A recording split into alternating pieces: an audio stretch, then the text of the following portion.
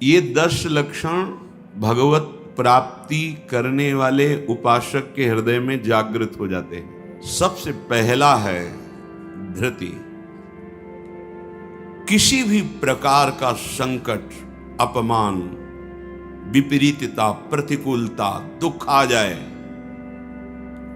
पर जो हमने भगवत प्राप्ति का लक्ष्य लिया है, चाहे गृहस्थ हो या विरक्त हो, भगवत प्राप्ति का लक्ष्य लिया है, अब वो नहीं छूट सकता, चाहे कुछ भी हो जाए। पहला लक्षण स्वीकृति इसीलिए कहा है। प्राप्ति करना है तो पहली बात है ये, लो शब्द पर ध्यान दो। जिसके अंदर ये 10 लक्षण आ गए तो भगवान प्रकाशित हो जाते हैं हृदय में, क्योंकि वही परम धर्म का स्वरूप है। ये इसलिए बोला, वो सामने वाला हमको ऐसा बोलता है, हम चुप रहेंगे। कैसे चुप रह सकते हैं? सामने वाला कौन है? अगर तुम संसारी हो तो संसार है, और परमार्थिक हो तो तुम्हारा आराध्य देव है। तुम्हारी वही तत्व दृष्टि होनी चाहिए जिसकी प्राप्ति के लिए निकले हो। कब करोगे? किस जन्म में करोगे? अभी इसी क्षण से अभ्यास शुरू करो। ठाकुर हरिदास जी के कोड़े पे कोड़े वो बरसा रहे निर्दयी, और कह रहे हरि बोल कहता है। तब ऐसी पीड़ा में भी मुस्कुरा के कहते हैं, भगवान बड़े कृपालु हैं, तुम्हारा मंगल करेंगे, क्योंकि तुमने भी कहा हरि बोल हरि बोल। तो ये 2 अक्षर हरि नाम तुम्हारी जिह्वा पे आया। अब मुझे विश्वास हो गया कि भगवान तुम्हारा मंगल कर दे। ये है महाभागवत की स्थिति है। इतना उनके पास भजन बल है, तप बल है। साधारण आदमी उनका अपमान करके पीट के चला जाता। वो बताते भी नहीं कि किसने पीटा है, कभी नहीं। कामना मन में भी ना आए, और उसके हर अपराध को सहकर यथोचित चेष्टा करे कि उसको सुख पहुंचे, उसे भगवत साक्षात्कार होता है। उसे क्षमा कहते हैं। श्रीपाद प्रबोधानंद जी ने कहा, नीचापमानम शुद्धा। नीच शब्द इसलिए कि आप उससे महान हैं, आप उस पर शासन कर सकते हैं, आप उसको दंड दे सकते हैं, पर उसके द्वारा किए हुए अपमान को सह गए। कैसे? अमृत मान करके। अमृत नीचा अपमान। जब कोई गाली दे, निंदा करे, अपमान करे, तब ये बात आवे, भगवान इसका मंगल करे।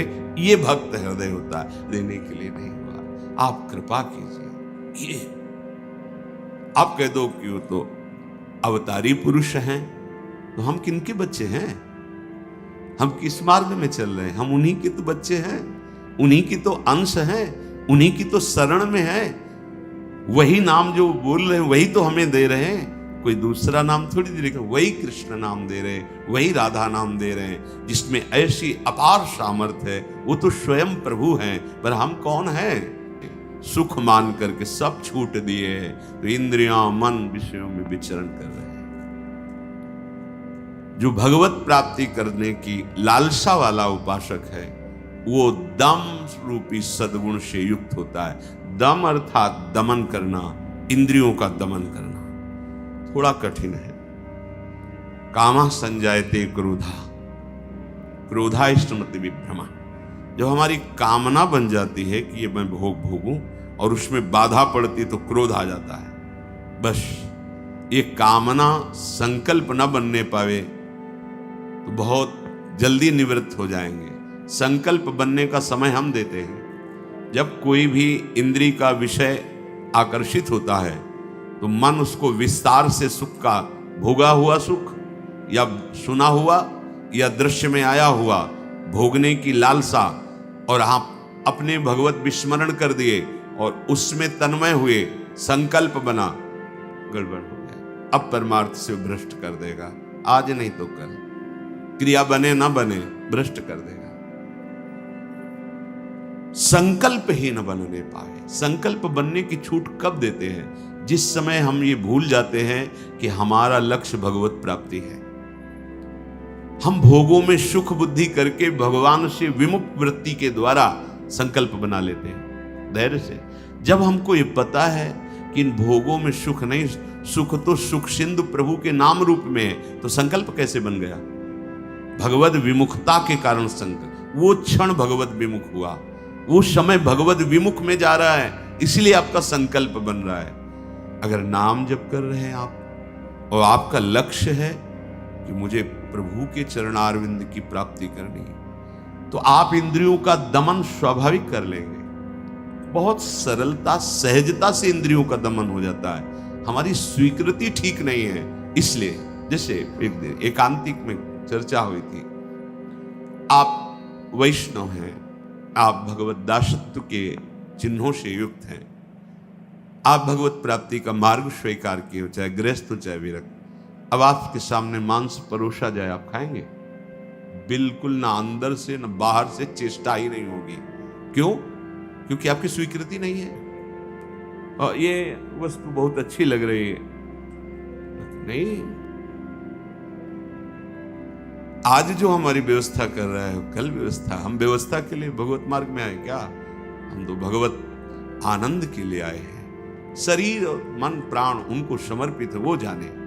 किसी भी तरह की मन से, वाणी से, शरीर से चोरी नहीं होनी चाहिए। दूसरे की बात हम सुनी तो सुन करके उसे अनुभव में उतारें, सुन के उसको दूसरों को बोलकर प्रभावित कर लेना, यह भी चोरी हो गई। महापुरुषों की बात, अमुक संत ने अमुक बात कही, अंतःकरण और इंद्रियों में आपने निश्चय किया है वैसा ही बोलिए। उसमें छल कपट करके बनावटी शब्द दंभ वाले नहीं होने चाहिए। यह ध्यान में रखना चाहिए कि आप जो बोल रहे हैं उससे किसी के हृदय में ठेस नहीं पहुंचनी चाहिए। जो बोल रहे हैं उससे दूसरे को लाभ प्राप्त होना चाहिए। जो बोल रहे हैं वो यथार्थ सत्य होना चाहिए, कपट रहित, दोष रहित, अहित करने वाली वाणी नहीं होनी चाहिए। और 10वां है अक्रोध। कोई भी आपके प्रति कैसा भी बर्ताव करे, आपको क्रोध नहीं करना, यह नियम लेना है। इसमें दूसरा था क्षमा। क्षमा और क्रोध में अंतर। जो हमारे प्रति अमंगल बर्ताव कर रहा है उसका मंगल हो, कभी अमंगल न हो, यह क्षमा है। अब जो हमें क्रोध दिला रहा है तो हमें नियम लेना कि हमें गुस्सा नहीं करना, वो दिलाएगा। देखो, जब आप परमार्थ पे चलते हो तो आपके अंदर और बाहर दोनों जगह ऐसी परिस्थिति पैदा की जाएगी कि आपको क्रोध आवे, आपके अंदर की वृत्ति बिगड़ेगी। बाहर का ऐसा व्यवहार हो सकता है, आपका साथी, आपका मित्र, आपके पास रहने वाला साधक ही आपसे विपरीत ऐसी चेष्टा, उस समय वो प्रेरित है।